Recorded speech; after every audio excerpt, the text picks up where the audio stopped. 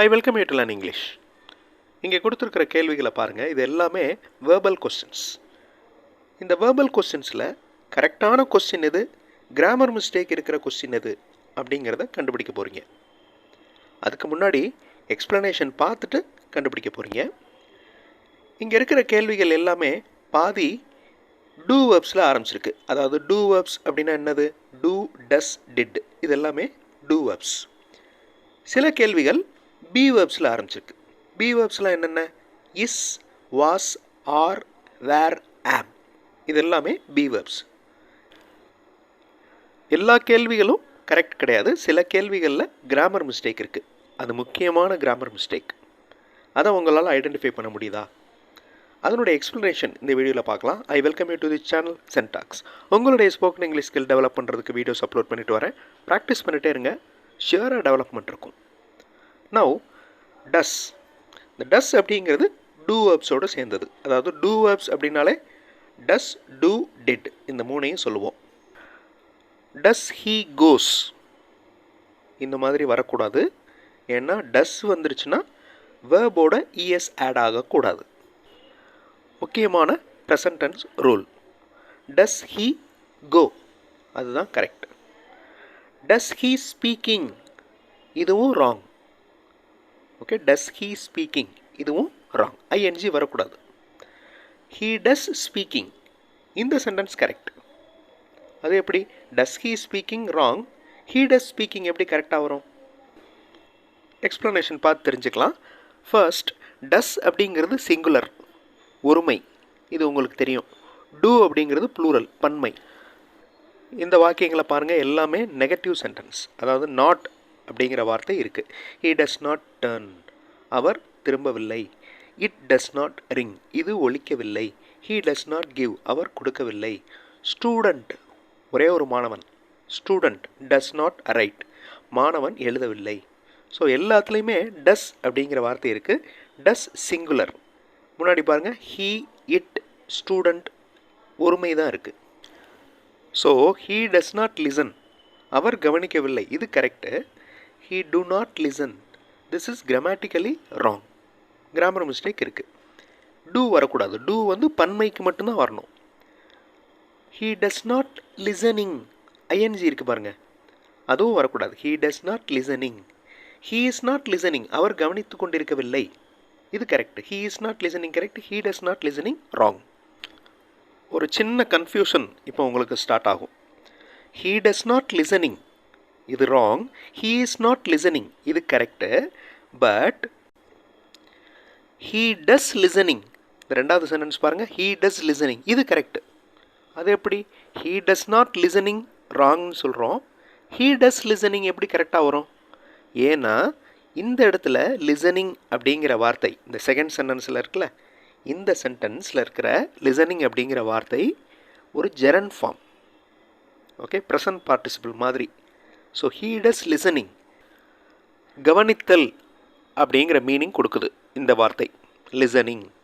Okay, first sentence he is listening அப்படிங்கிறது present continuous tense.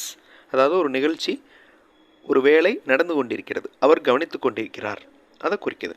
So he is listening correct, he does listening correct, he does not listening wrong. அதே மாதிரி he is writing, அவர் எழுதி கொண்டிருக்கிறார், இது correct. He likes writing poems, இது correct. இந்த இடத்துல writing அப்படிங்கிறது எழுதுதல் அப்படிங்கிற ஒரு செயலை குறிக்குது.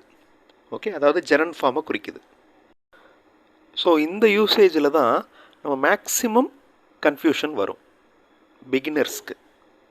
ஓகே, முதல் இங்கிலீஷ் கிராமர் தெரிஞ்சுக்கிறவங்களுக்கு லிட்டில் கன்ஃபியூஷன் வரும். அதை கரெக்டாக ஐடென்டிஃபை பண்ணிட்டோம்னா அந்த கன்ஃபியூஷன் வராது. அதாவது ஜெரண்ட் ஃபார்ம் என்னது, ப்ரெசன்ட் கண்டினியூஸ் டென்ஸ் என்னது அப்படிங்கிறத பிரித்து தெரிஞ்சுக்கிட்டோம்னா உங்களுக்கு இந்த கன்ஃபியூஷன் வராது. ஹீ இஸ் நாட் ரைட்டிங், அவர் எழுதி கொண்டு இருக்கவில்லை. ஹீ டஸ் நாட் ரைட், அவர் எழுதவில்லை. ஹீ ரைட்ஸ், அவர் எழுதுகிறார். ஸோ எல்லாத்துலேயுமே எப்படி வேர்ப் சேஞ்ச் ஆகுது அப்படிங்கிறத பாருங்கள். எந்த இடத்துல டஸ் யூஸ் ஆகிருக்கு, எந்த இடத்துல இஸ் யூஸ் பண்ணியிருக்கோன்றதை பாருங்கள். பஸ் இஸ் நாட் ரன்னிங், பேருந்து ஓடிக்கொண்டிருக்கவில்லை. ஸோ அந்த நேரத்தில் அந்த பஸ் வந்து மூவ் ஆகாமல் இருக்குது. பஸ் இஸ் நாட் ரன்னிங், பேருந்து ஓடிக்கொண்டிருக்கவில்லை. பஸ் டஸ் நாட் ரன் அப்படின்னா பேருந்து ஓடாது அப்படின்னு அர்த்தம். ஸோ ரெண்டுக்கு இருக்கிற டிஃப்ரென்ஸை நல்லா புரிஞ்சுக்கிறணும். நம்ம ஃபர்ஸ்ட்டில் பார்த்த மாதிரி இஸ், வாஸ், ஆர், ஆம், வேர் இது எல்லாமே பி வேர்ப்ஸ். ஓகே, கண்டினியூஸ் டென்ஸில் யூஸ் பண்ணுவோம். இதுக்கு அடுத்த பி வேர்ப்ஸ்க்கு அடுத்து வர்ற வார்த்தை கண்டினியூஸ் டென்ஸில் இருக்கிற வேர்பாக இருக்கும், இல்லைனா பாஸ்ட் பார்ட்டிசிபிள் வேர்டாக இருக்கும். ஓகே, இந்த இஸ்ஸுக்கு அடுத்து, வாஸுக்கு அடுத்து, ஆமுக்கு அடுத்து, ஆருக்கு அடுத்து கண்டினியூஸ் டென்ஸில் வர்ற வேர்ப் ஐஎன்ஜி ஃபார்மில் இருக்கலாம், இல்லைனா பாஸ்ட் பார்ட்டிசிபிள் இருக்கலாம். எக்ஸாம்பிள் பார்க்குறப்போ உங்களுக்கு புரியும். ஹீ இஸ் காலிங், அவர் கூப்பிட்டு கொண்டிருக்கிறார். வி ஆர் ஒர்க்கிங், நாங்கள் வேலை செய்து கொண்டிருக்கிறோம். இட் இஸ் மூவிங், அது அசைந்து கொண்டிருக்கிறது. It is moving. ஸோ இது வந்து ப்ரெசன்ட் கண்டினியூஸ் டென்ஸ், ஏன்னா வேர்போட ஐஎன்ஜி ஆட் ஆகிருக்கு. அதே மாதிரி அந்த நிகழ்வு, அந்த ஆக்ஷன் அந்த நேரத்தில் நடந்துக்கிட்டு இருக்கு அப்படின்னு அர்த்தம். இந்த பி வேர்ப்ஸ்க்கு அடுத்து வர்ற வார்த்தை கண்டினியூஸ் டென்ஸ். இப்போ பார்த்தோம், பாஸ்ட் பார்ட்டிசிபிள் வரலாம்.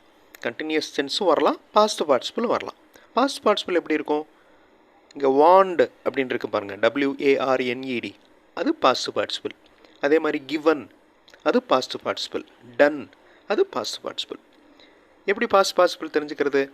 நிறையா வீடியோஸ் இந்த சேனலில் நான் கொடுத்துருக்கேன். ஒரு வேர்ப் நீங்கள் லேர்ன் பண்ணுறீங்க, ஒரு வேலையை குறிக்கும் வார்த்தையை நீங்கள் லேர்ன் பண்ணுறீங்க அப்படின்னா அதனுடைய பாஸ்ட் டென்ஸ், பாஸ்ட் பார்ட்டிசிபிள் ரெண்டையுமே தெரிஞ்சுக்கணும்.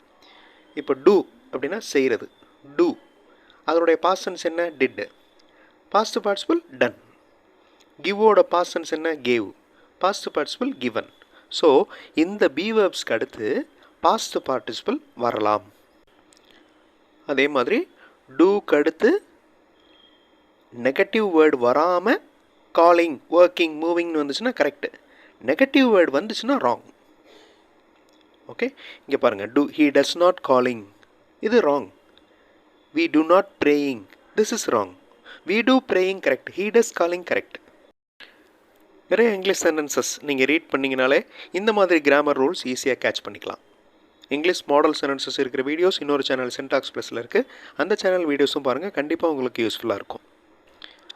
இப்போ நீங்கள் இந்த ஸ்க்ரீனில் தெரிகிற இந்த கேள்விகள் கிராமட்டிக்கல் மிஸ்டேக்ஸ் இருக்கிற கேள்விகளை கரெக்டாக ஐடென்டிஃபை பண்ண முடியுதா அப்படிங்கிறத பாருங்கள். வீடியோ பாஸ் பண்ணிவிட்டு பாருங்கள், ஆன்சர் ஃபியூ செகண்ட்ஸில் டிஸ்பிளே ஆகும்.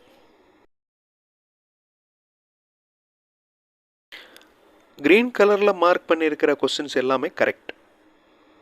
ஒயிட் கலரில் இருக்கிறது, ஒயிட் கலர் பேக்ரவுண்டில் இருக்கிறது wrong. Doesn't he working, this is wrong. Doesn't he work, that is correct. Did he shouting, wrong. Did he shout. Okay, does he produce, do வரக்கூடாது, does he produce. Does he shout, that is correct. Does he shout. Is he ask அப்படின்னு வரக்கூடாது, is he asking, our கேட்டுக்கொண்டிருக்கிறாரா, that is correct. Is he asking. Don't we run, don't we ரன்னிங்னு இருக்கக்கூடாது, don't we run, that is correct. ரொம்ப ரொம்ப important grammar rule இந்த வீடியோவில் பார்த்தோம். இதை எப்போவுமே ஞாபகம் வச்சுக்கிறதுக்கு நீங்கள் சென்டென்சஸ் எழுதி ப்ராக்டிஸ் பண்ணணும்.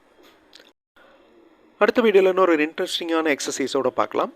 Thanks for watching and thanks for your valuable comments.